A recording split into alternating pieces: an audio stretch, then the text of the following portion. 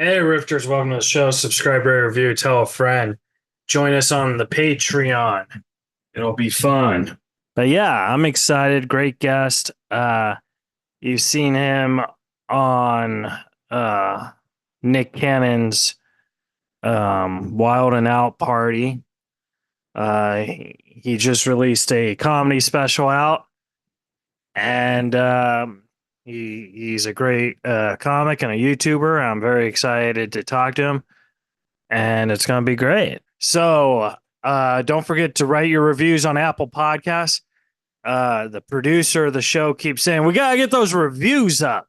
And I keep saying, yes, we do. That's my promotion of it. Yes, we do.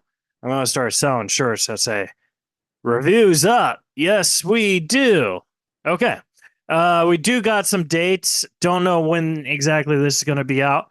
But mid-July, we're going to be in Covina, Leia Factory with TJ Miller. And Vegas will be in September. And then Tempe will be in November. I think Tempe's Thanksgiving weekend at the Stand Up Live. But those are the dates in the stone set. But are really things set in stone? I mean, you look at tombstones nowadays, you know? People try and mark stuff on it. Yeah. I went to this guy's tombstone the other day and said, Parker Willis, loving father. But then someone took a black Sharpie and wrote a loving father. All right. Anyways, guys, subscribe, rate, review, and enjoy Raise the Wrist with Brent Pella coming up next. From Hollywood, California, welcome to Reza Riffs with your host, Keith Reza. Hey, Brian, how are you, man? I'm good, Keith. How you doing? Doing good. Thanks for doing this, Cool. pal. Yeah, man. Thanks so much for having me. I appreciate it. Thanks for the reschedule flexibility too. Oh, dude, yeah. It's just a podcast. It's not, you know what I mean? Like, Yeah, I hate how people are like, we gotta do it this. Like, whatever. Let's just do it whenever. You know what I mean? cool. Yeah, man. I appreciate it. Right on. Yeah. Unless like it was like John Cusack or something, I'd be like, no, we have to do it now. Right. We got him. Lock him in. Yeah. So how was your Wednesday? Was it a good Wednesday for you? It's been a good Wednesday. Yeah, I'm actually out in Michigan right now with some family on a bit of a family vacation this week, and then heading out to a music festival this coming weekend that I'm performing at, which I'm pretty stoked on. So, yeah, kind of making the rounds throughout the week. Where are you based out of? I'm in Los Angeles. Okay, cool. Right on. So you're doing music instead of comedy in Michigan? No, I'm doing comedy at a music festival. Yeah, yeah. I was gonna be like, whoa, a man of many wonders. Yeah. At festivals, it's fun to do comedy at music festivals because it's kind of unexpected. So when people find out that I'll be performing, it's exciting. It's fun. I get to add something different to the whole mix of the festival. Are you one of those guys that, like, if you're not working, you know, you have to go on stage every day? So like you'll go to even like the first open mic you see just to do it. You know what I mean? And then you see. I was. I had a whole phase like that. That was a past chapter for sure.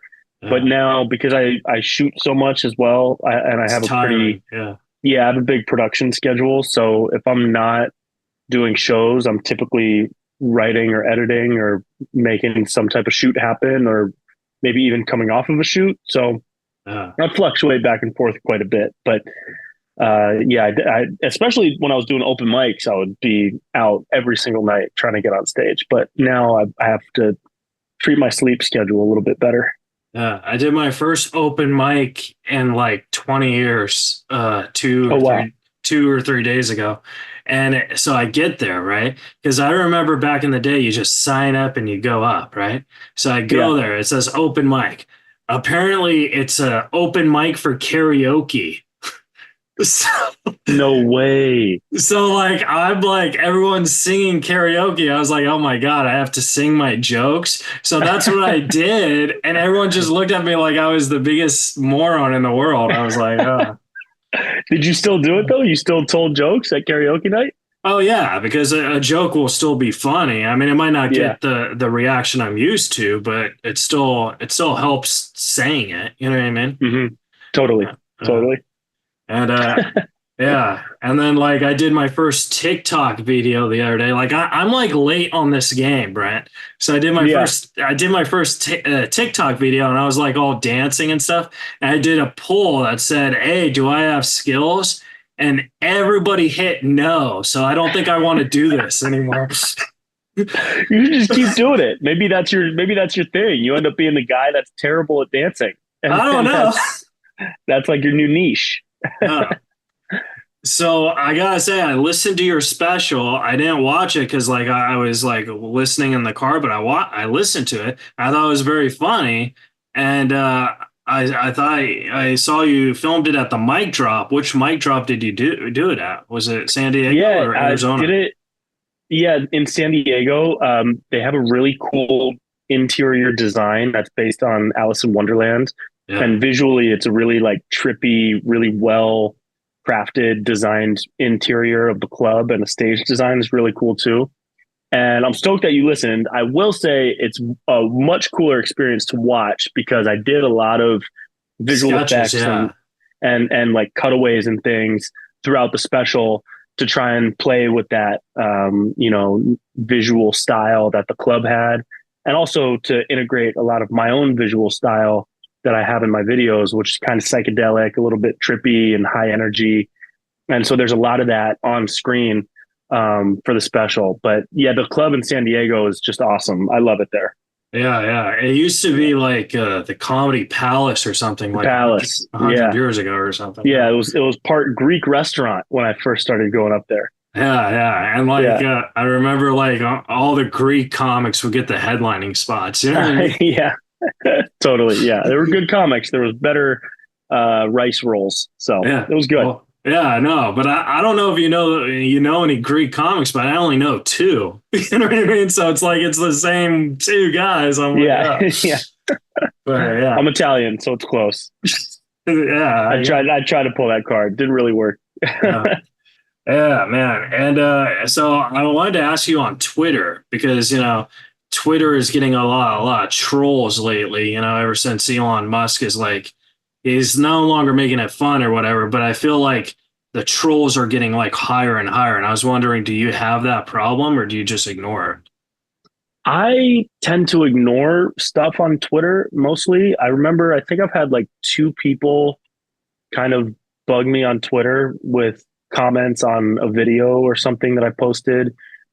And I always feel sorry for the people who are kind of trolling and commenting negative things. It like makes me feel like sorry for them because that's just seems like such a sad existence Yeah. to have so much like viritol and anger and negativity inside of your body that you have to spew it out online, not even in front of person in conversation, but behind a keyboard. So I have like a weird sense of sympathy for Yeah. those people. But it's also super easy to block people on Twitter. That's true. Yeah. So I've blocked a couple people, but yeah, Twitter is a place where I don't really read comments or anything like that. I just try to cruise through and not get sucked into too many wormholes while I'm on it, Yeah.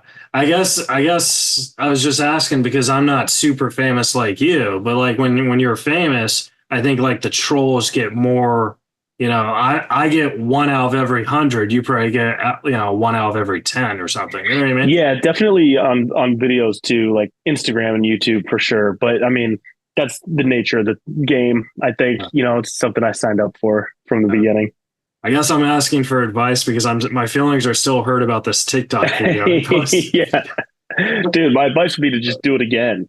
There's power in owning how bad you are at dancing, if that was a thing. I don't think I was bad. I just think, I'm fat and I don't have any skill. You know what I mean? So like, I don't know, but I don't know. But yeah. And then, so I got like from your special, I got a real like, hey, you believe in alien type of vibe. So I thought that was kind of cool because I think you and I kind of bond on that because I think there are aliens. 100%. I think it's fact. Yeah. I think with all the stories that keep coming out and just the amount of secrecy that the government has around certain projects, it's totally plausible that they would be hiding something massive. It's tough to say like what exactly that is. Right. But from everything we've seen and all the disclosure and the documentaries that have been made and the firsthand accounts, a lot of them are very believable. There's even one on Reddit that I found a while back where, and as we know, Reddit is the most trustworthy source of news that exists on planet Earth. Definitely, yeah, especially the past 2 years. Yeah, 100%. Somebody posted their experience of working at this compartmentalized section of a secret lab funded by the government where they were working on captured alien corpses and like figuring out the biological structure of these otherworldly beings. And it was like the detail they were getting into was so specific. I was reading the comments and some of the comments were like, hey, I have a PhD in biochemistry and biology and all. I have these degrees.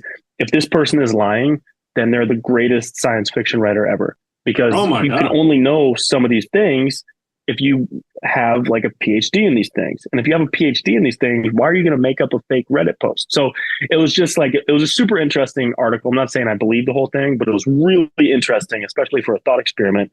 I'll send it to you after this if you want to check it out. But definitely. Yeah, man, I think I hope we get to see some crazy, appearance in our lifetime. I think it would, I have, the hope that it would change things for the better and kind of help people get more on the same page of all being human rather than hating each other. But yeah, I think they're out there.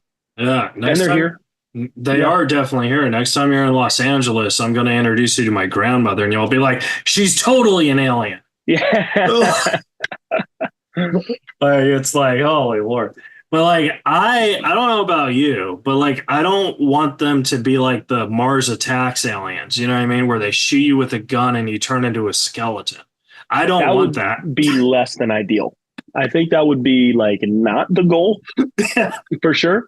Like, yeah, I'd rather have them be like the aliens from Arrival. Oh, the Charlie Sheen one. That would be cool. Right? Yeah. That was Dennis Villeneuve directed it. There were the big octopus ones that had like ink language that would make a trippy circle, and they would show up in these big pods, and they were harmless. They came to share technology with us. I'm down for those. Those guys seem pretty chill. That'd be cool. Yeah. Yeah. Or I also don't want it from like the original Alien. You know what I mean? Like the one in the spaceship. Yeah. That would scare me a little. Yeah.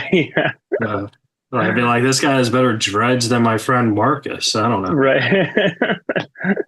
Yeah, dude. I hope, we've had a lot of people with like cell phone footage or crappy, like not high quality footage. And it feels like in this day and age with everybody having a phone, at some point we're going to get something that's high def, up close, and kind of undeniable.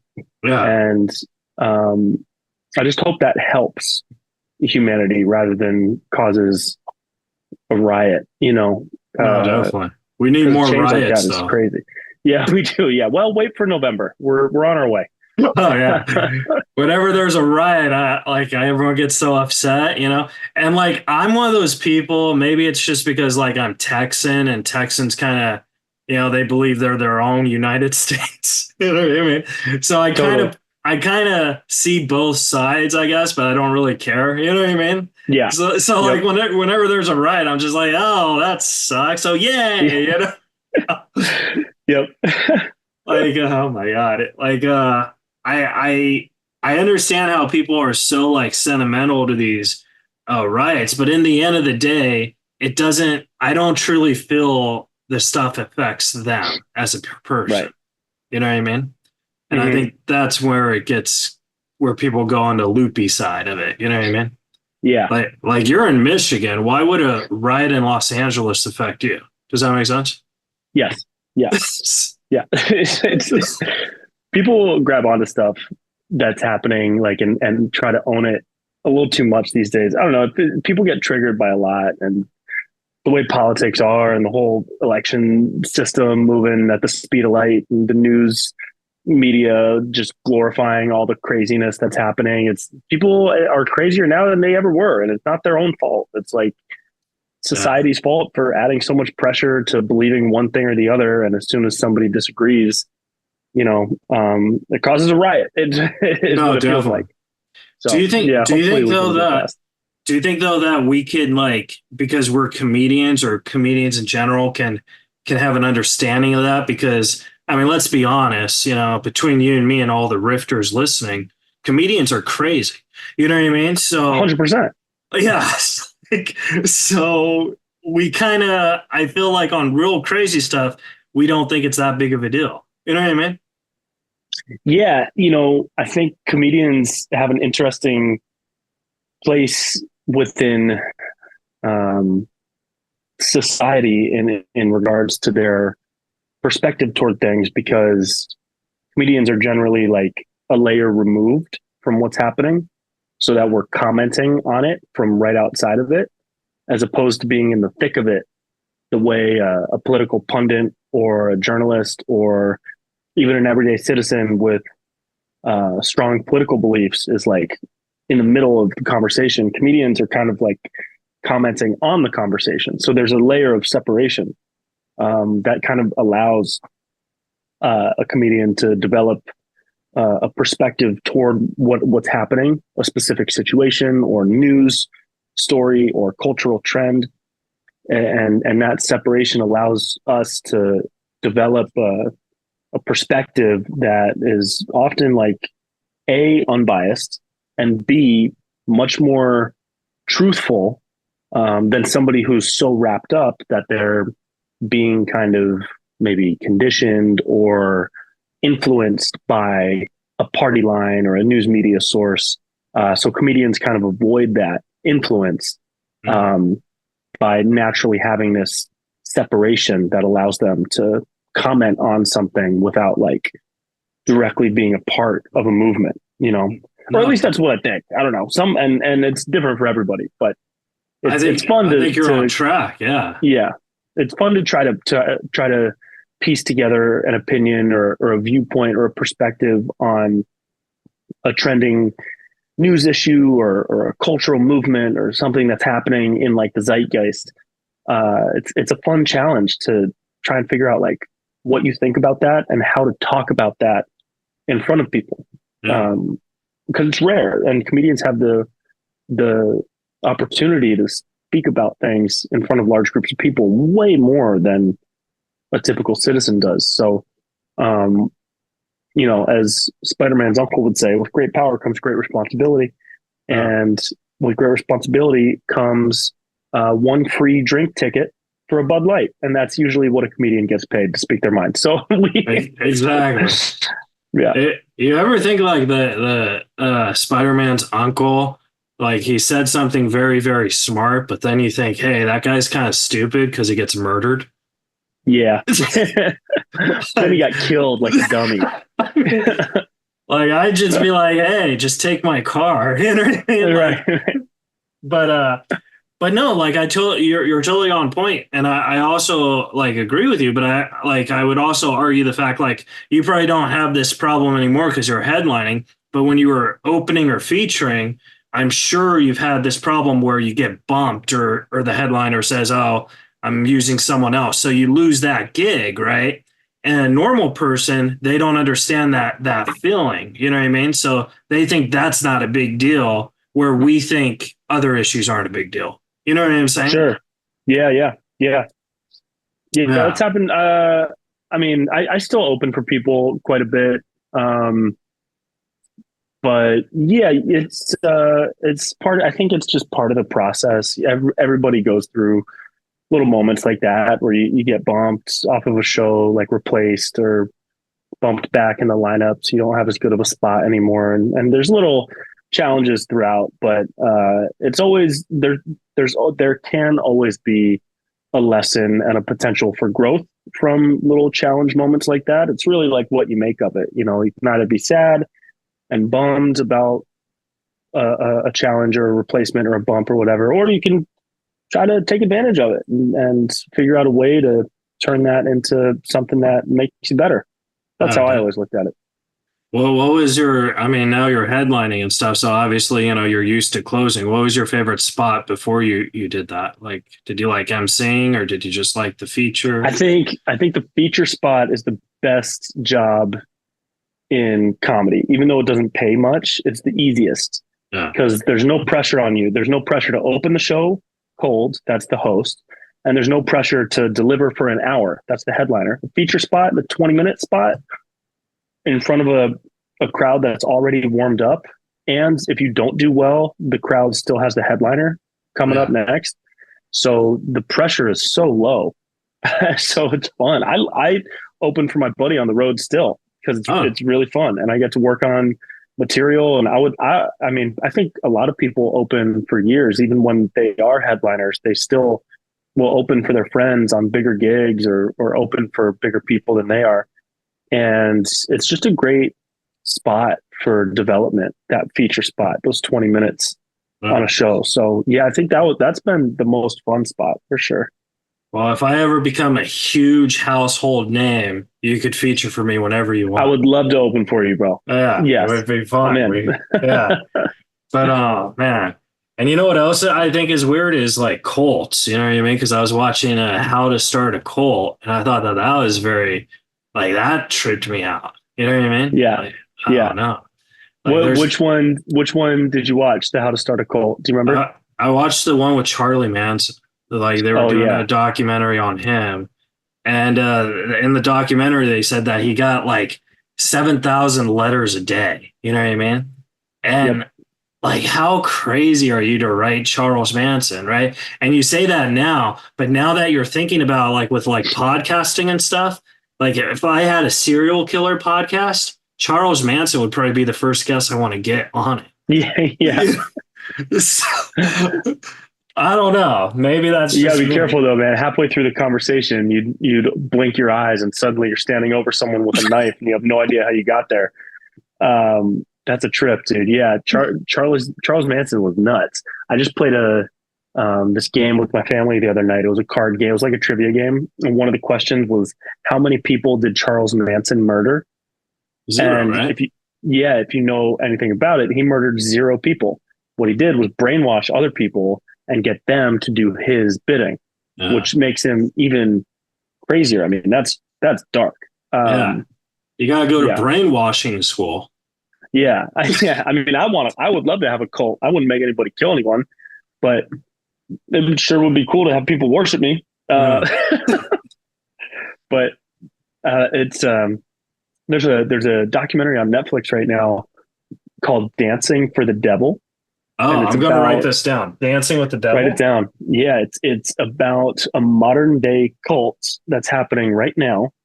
That is led by this dude who is a pastor at a church, but he also started a management company for TikTok dancers. Whoa. And so he got all these TikTok dancers to join his church and then started managing them. So he runs their money, their housing, and he had them like cut off communication with their family. And it's really sick, like in a bad way. Yeah. But it's a must watch if you're in. I'm gonna watch it. Yeah. And then he had the TikTok people kill people, right? Maybe not, but that could be the next step. Yeah. That's just right now he's just having them dance, but we'll see. Because I don't know if I told you, but I just got on TikTok and now I could join this guy's cult. Right, that's the answer, dude. So you want to be a real TikToker, you got to join the TikTok cult. Oh my god! And then I heard you say that you're a big conspiracy theory guy. Like, what's your favorite conspiracy theory? I think conspiracy theories are so entertaining. Yeah, especially when they're like so ridiculously absurd and people really latch on and try to prove them right. Like the flat Earth one. Sorry to all my flat Earth people out there. y'all are super cool and friendly, and I would love to be your friend, but Earth ain't flat. I remember watching a flat Earth documentary, and these flat earthers had this whole contraption that was supposed to prove without a shred of a doubt that the Earth is flat. And they set it up, and it kept giving them the measurement that the Earth was round. And they were like, wait, okay, it must be broken. We got to get another one. And that's how the documentary ended. And it's like, so conspiracies like that are just fun. And then there's a lot of conspiracies that are like weirdly true. There's a lot of things that were thought of as conspiracy that now have been proven pretty much to be completely true, right? And those are always interesting. And then there's some that are like, you just don't know. Like we don't know. We have no idea what's on the opposite side of the moon, right? Because we've never been there. We've never taken pictures of it. The dark side of the moon, right? We don't know, what some Egyptian art cave or pyramid temple art is supposed to represent, with that show these beings coming down from ships in the sky, right? We don't know what that's supposed to represent. Is that a dream? Well, people back then were very precise with the art that they created, with the art that they put on cave walls, with the art that they wrote down. They had great descriptions and illustrations of buffalo and people and rivers and animals and nature. And then out of nowhere, they have these really detailed images drawn of like sky people and what look like flying saucers and things like that. Are they just visions? We have no idea. We say that they're just visions because it's too crazy to us to think that, they got visited by some otherworldly being, but who knows? And so that's the kind of like conspiracy theory in quotes, I think, that I'm super into, and I think is really fun to think about and talk about, because you just don't know. You just don't know. No, definitely. I think like, you mentioned the pyramids and stuff. Like, what if, I'm not saying this is what I believe, but what if like brainstorm with me on this. What if like we as a society, we went to the future, right? Like 4,000 years from today. And we have all this technology. And then we have all this technology. So we built a time machine and we went back in the past and we put those there, right? And then we said, all right, this time era sucks. Let's go back to the future. You know what I mean? Yeah, How crazy would that be?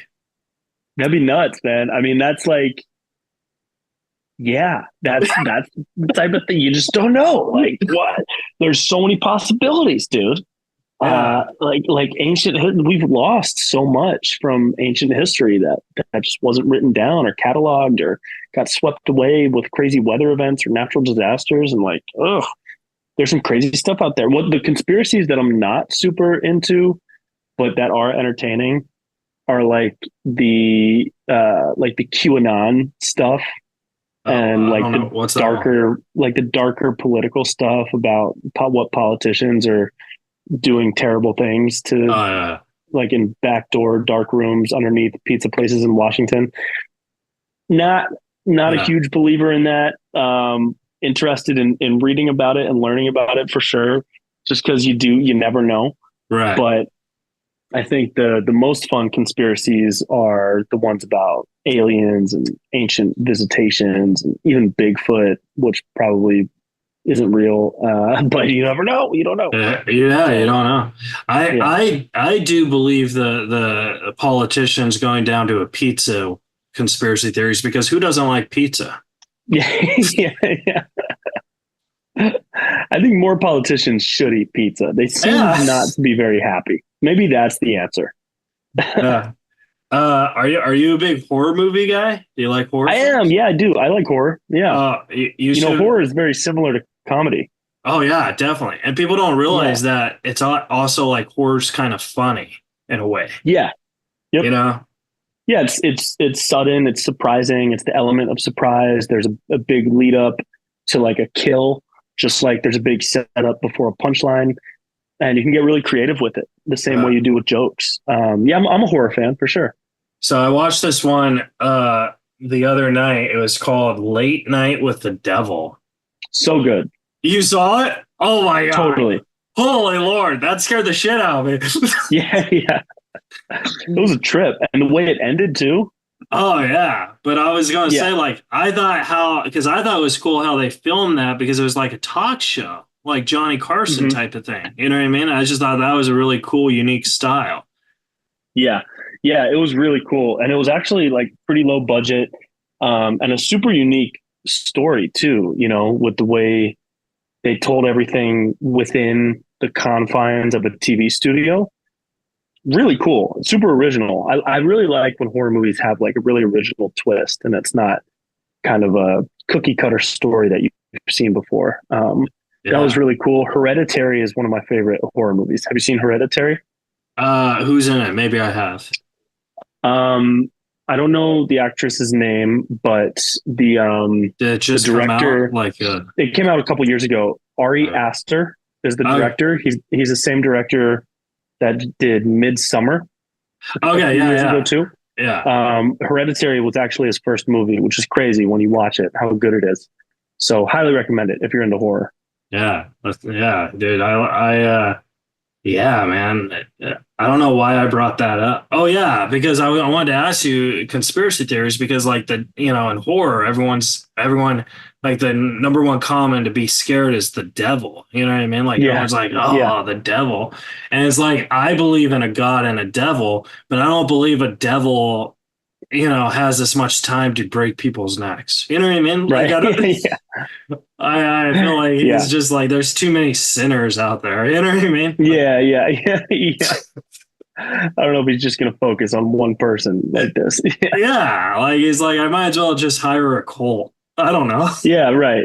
But there's also, speaking of devil stuff, there's some crazy stories about, you know, demons and like possessions out there too. Like some of the best horror movies are like all about the exorcism of Emily Rose and some of these other crazy stories. I mean, that's almost borderline a conspiracy theory in itself. Like, was she actually possessed or was she psychotic? What's the difference between having a psychotic break and being possessed by a demon?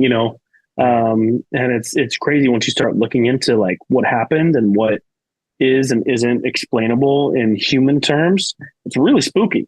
Oh yeah, definitely, definitely. Yeah. Do you ever go to a movie theater to like opening night to see one of these horror films, right? And there's all these like high school kids who snuck in, you know what I mean? Yeah. They're like, ooh, giggling, right? And then the back and the neck cracks, and they're like, ah. And then you like, so this is what I do. I just say, just another Friday night at my place. They turn around and look at you like, really? Yeah. But man. And then I think technology with all these apps, I understand how it helps comics like when you could record and stuff, but I also think technology and apps are kind of dangerous because there's too many apps. You know what I mean? Yeah, you mean like social media apps? Social media or just random apps. Like there's this app I subscribe to called Neighbors. And what it does is it tells you the crime in your neighborhood so you could like lock your doors, right? But you don't realize there's so much crime in my block that I kind of want to unsubscribe from the app. Like I don't care if yeah. you know what I mean? Yeah, so you can live in peace without thinking it's about the murderer next door. Oh yeah, and dude, it's not just the murder they post. They post the guy walked out his dog past 10 p.m. curfew. He must be, selling meth or something. Like it's stuff I don't care about. So I feel like the people who make these apps, I think it's very dangerous because it's a moneymaker and people like me fall for it. You know what I mean? Yeah. Yeah, there's a lot of distractions. I mean, there are so many different social media platforms. I think I don't have too many apps. I'm not active on very many apps outside of the typical big like social media ones, just because it takes already so much of my bandwidth to be active on those ones: TikTok, Twitter, Instagram, Facebook, and YouTube. And that's enough for me already. I already feel like I can't keep up sometimes with posting everywhere and promoting shows everywhere and following the right people, and it's a lot to handle, man, especially as like an independent creator, because that's really your job at the end of the day. My office is on my phone. Right. So It's tricky to find a balance, because you don't want to give too much of your attention to just the apps, because otherwise you're not paying attention to your real life and you can't experience life that's happening in front of you. So I try to find a balance. And I try not to add apps to my my list, because I don't think I could handle something like Neighbors or something else. No, in addition to everything crazy. already. Yeah. So like, I mean, I don't do drugs, but I have friends who do drugs, and I love them because they're my friends, but I'm worried about them. So like, I want to invent an app that says like it tests for fentanyl on your phone or whatever. So like, because I'm never going to convince them not to do drugs, but I'll be like, hey, download the Got Fentanyl app before you do drugs. Be safe than sorry. You know what I mean? Yeah. You save a lot of lives with that. You just got to figure out how to get the drugs into the phone. Yeah, I know. I don't know how to do this. But what I'm saying is these are ideas that are waiting to pop. You know what I mean? Yep. That's your $1 million idea. $1 million idea. That's yeah, man. And then I wanted to ask you, like, what was like your inspirations to become a comic? Like, what did you do before you did comedy? Yeah, I was in college with kind of a dream goal of being a journalist, a sports journalist specifically. So when I was in college, I was sports editor of the student newspaper, and I did a lot of broadcasting as part of the student radio station, calling live sports games and hosting radio shows about college sports. And at the same time, I was taking film and media classes at UC Santa Barbara out in California. And I started doing these student films and short films with friends and people in the program. And that I got really interested in what it was like to put a project together, like a film project, all the different pieces you needed to put together. And I took a lot of the film production knowledge that I was learning, and I started shooting on camera interviews with student athletes in college. Nice. Yeah. So I started to like kind of figure out how to direct, how to produce, how to edit, how to be on camera. And then I'd always loved The Lonely Island, Andy Samberg and all those guys from Saturday Night Live back in the mid 2010s. They were always a big inspiration to me. So as I was making more student films, I started working with local musicians in Santa Barbara to produce and direct music videos for these local artists. And it was really fun. And I decided to start also writing comedy videos for myself, because I figured, well, I know how to make a video. Why not try to make one for myself? So me and my friend got together and we made a couple of comedy music videos in college, which were super fun. And so when I graduated, I moved down to Los Angeles, and I didn't really think to start doing stand-up or improv or anything like that until maybe my second year in Los Angeles, when I was making a couple comedy videos here and there, but I really wanted to do more. And I had a job as a production assistant on a music video, and the music video was actually for Andy Samberg and the Lonely Island guys. Whoa. Yeah, so I had my day job. I had 2 day jobs when I first moved to Los Angeles. One was as a host at the Cheesecake Factory, not fun at all, and the other one was as a production assistant on different commercials and music videos that were being shot around town. So I lucked out into getting on set for The Lonely Island. And I saw Andy Samberg at the lunch line one day, and I just went up and I asked him, what did you do when you were fresh out of college, like I am, making silly comedy videos here and there? And he said that he did stand-up actually for 7 years. And he never like toured or headlined at big clubs or anything like that, but it really helped him develop his writing and performance style.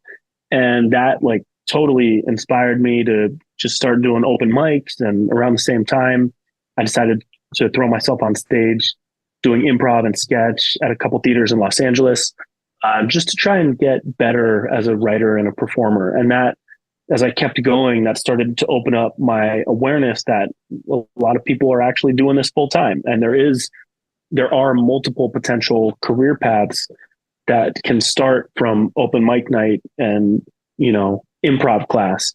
Right. And so it all kind of snowballed from there. But those were the early days. Early days, yeah. And then when you got into the impressions, because you do one heck of a Joe Rogan impression. Oh, thanks, man. I'm not going to ask you to do it, but you do a great one. And I would need the bald cap to do it right. Yeah.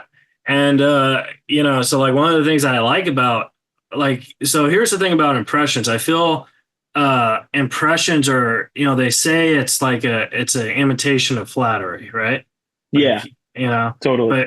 but so I feel like if you do an impression and someone doesn't find it flattery, they'll hate you forever. You know what I mean? So are you scared that Rogan's gonna watch one of these videos and be like, I would hope that he has the ability to see it as like funny and just silly. The Right. only people I like to say, the only people who I do impressions of that are not for flattery are politicians, because Yeah.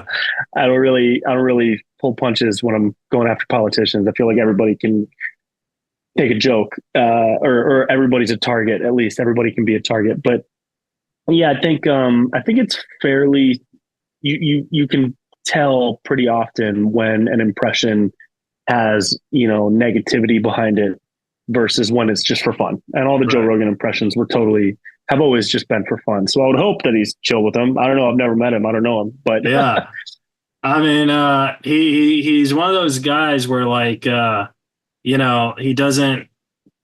I think he's a better podcaster than he is a comic, and I listen to a lot of podcasts because I listen to episodes of yeah, guests so I don't ask the same questions. And the thing that I don't like about Joe Rogan, and he might be a great guy, but I don't like because I was Norm Macdonald's best friend. I opened up for him for 9 years, and yeah, he tells all these Norm Macdonald stories how close Norm and him were, and it's just complete bullshit. Norm fucking hated him, like literally hated him. did So when he? I didn't know that. hardcore. So Yeah, whenever he tells these stories on every episode, it's just like it makes me find, okay, I just don't trust him at all. And if I don't trust him on something I know, I don't trust him on anything else. Does that make sure. sense? Yeah, totally. Yeah. Yeah. So Yeah. I think he would find your stuff. I don't know if he would find it funny or if he would take insulting to it because I I don't. don't know. I honestly, I have no idea. I've met a couple people that know him that I think he's seen a couple of my videos. He reposted a video I did once. It wasn't Oh, an that's impression awesome. video, but it was a different video. But the goal, I never really think about it, to be completely honest, because when I do an impression of somebody, it's not with really them in mind as the audience. It's with the audience in mind as the audience. So I don't know how this will sound, but I don't really care if Joe ever sees the impressions I do of him. They're not for him. Right. They're for you. They're for my fans, my friends, for people to enjoy. And I have respect for Joe. I think he's a great conversationalist, and he gives a lot of people a platform to share different views and opinions. I think that's pretty cool. Yeah, And definitely. um, yeah, and then I've done Eminem impressions in the past, and those have always been really fun.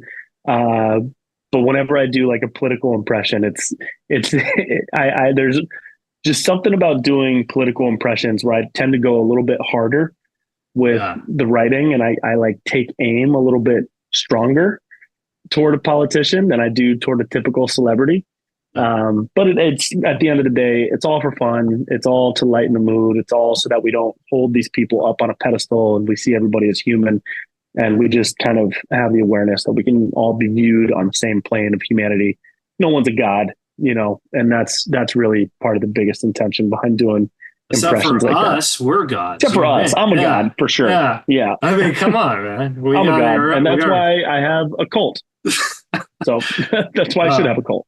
uh, I want to respect your time, but I have two more quick questions. Yeah, So, absolutely. so I wanted to ask you because like impressions are the one form of comedy that uh, I just can't do. You know what I mean? And I've tried really hard, but I just can't do it. And I wanted to ask you how do you like what's advice for a comic who because there's comics out there that their whole act is impressions. You know what I mean? Sure. So like what's your advice for comics who want to do that route? You know what I mean? Man, I never thought of myself as an impression guy until I first started doing Eminem in like 2018 or something like that. Yeah. 2019 even, I don't know, and it just exploded. It was my first like big viral video was my Eminem impression when I'm like, dissing a dog, and it's called Eminem Disses Everything. And when that got popular, I thought to myself, wow, okay, maybe I should try like other rappers because I can rap. It's fun. And I did quite a bit on the TV show Wild and Out, and I'm not like a good rapper, but I have the ability to mimic different rappers like styles and cadences. Right. And that's from working on it for sure. But I did Eminem first, and I just like kind of tried. My advice would be to, I don't know, maybe figure out first who you physically look like, because that's the easiest route into doing impressions. So, Right. I thought I could maybe make myself look like Eminem if I just wear a hood. I could look like Joe Rogan, a typical white guy, and then I know a lot of people who have really strong vocal capabilities. I've never really had like the gift of voice, and I have some friends who can transform their voice, and it's incredible. My friend Vincent Marcus is one of the greatest impressionists I've ever heard. He can do almost anyone ever, from Stewie on Family Guy to Jay-Z, and it's impeccable. And I never really had that ability. So my strength when it comes to impressions is more behavioral. So I can mimic Eminem's behavior or Joe Rogan's behavior or whatever. And I try to work on my vocal abilities, but I know my strengths. So I kind of play to my strengths.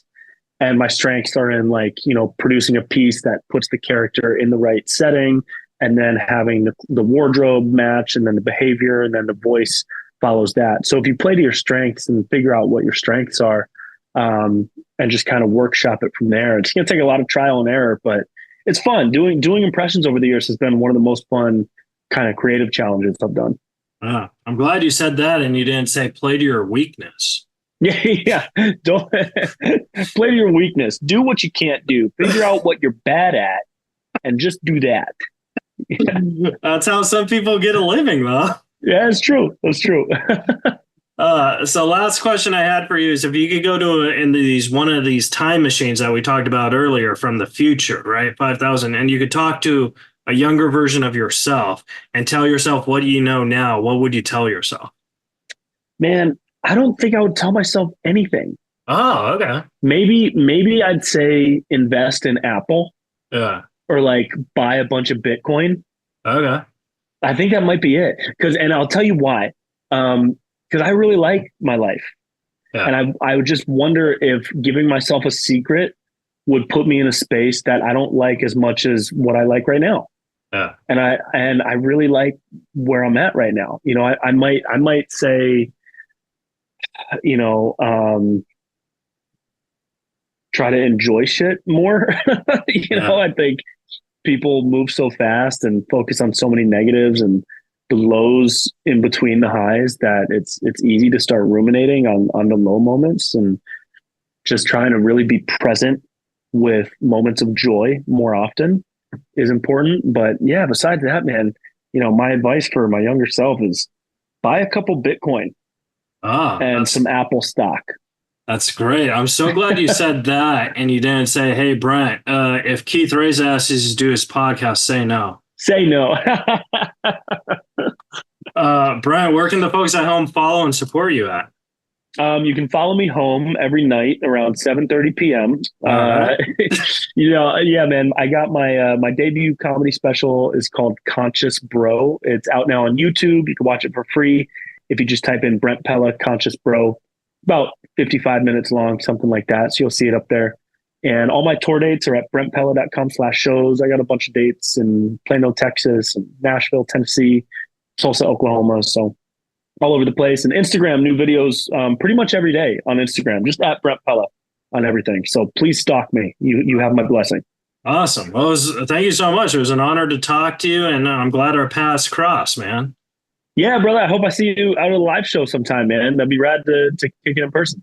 Yeah, if you stay on, I'll give you my number when I end it. But all right, guys, subscribe, rate, review, and we'll see you guys next week.